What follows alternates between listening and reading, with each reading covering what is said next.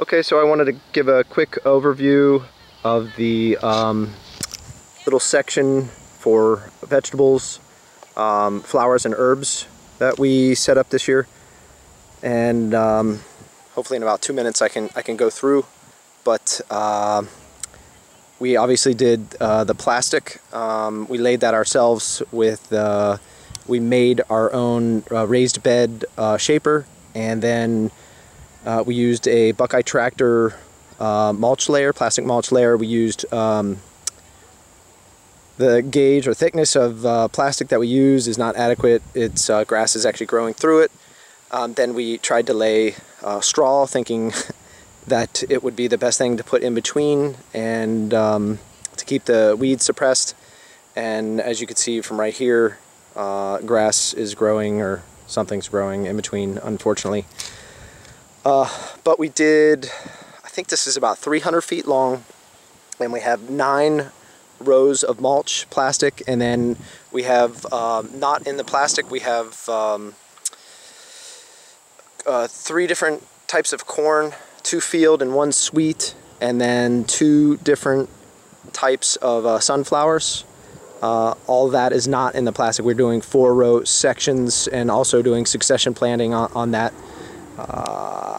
Let's see, so this last row to my left here is all herbs and flowers.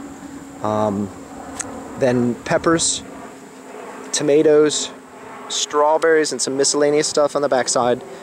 And then this is sunflowers here. Obviously that's a lot of weed. The section down further is better. We wanted to cultivate that, but we're having some issues with the cultivator. And this row right here we have in trays. We're doing like 50% container planting first, and then transplanting, and then the other half is direct planting. This row is all melons, squash, and then this is a lot of root type stuff, carrots, onions, and then the last row is broccoli, Brussels sprouts, cauliflower, broccoli rabe, rutabaga. But I'll run through this real quick.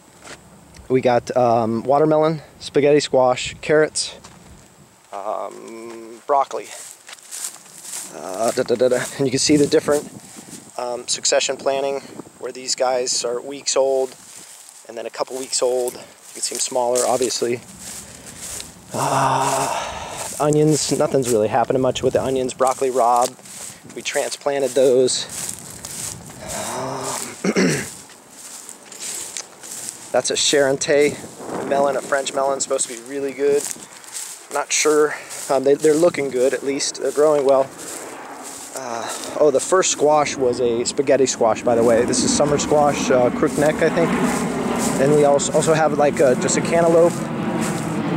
Radishes are probably growing better than anything that we have. Cauliflower, just a couple of those transplants survived. We didn't do too well there.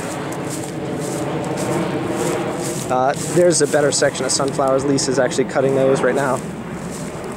We got okra, section of okra, potatoes, butternut squash, a canary melon. We got 2 different kinds of canary melons.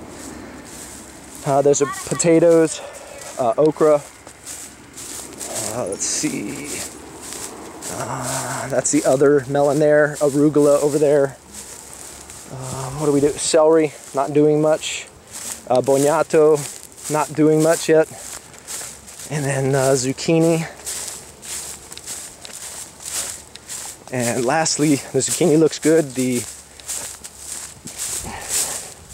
rutabaga. And then this stuff is all just waiting for more succession planting. You can see the corn. This is a field corn called Dixie 18 that I found online. That's probably the best looking field corn right there that we have, but you see the first section is taller, and then obviously here's the next section. Same thing with the sunflowers. And we haven't done the drip. We're just not that far along yet.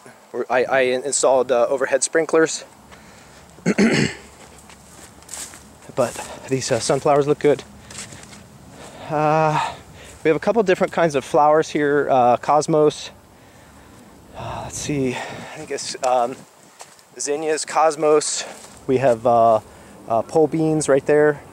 There's some of the tomatoes that I transplanted today from trays. Those are called provider beans. Hello. Hi. Mustard greens. We got an Amish seed for tomatoes, and those are called Amish tomatoes. These are purple Cherokee tomatoes that were just transplanted.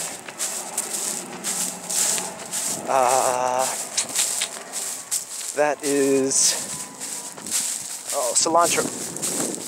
Here's the tomatoes. We bought bare root tomato plants, and the name of the place is escaping me, but I guess 80% of them did awesome, and they already have little strawberries.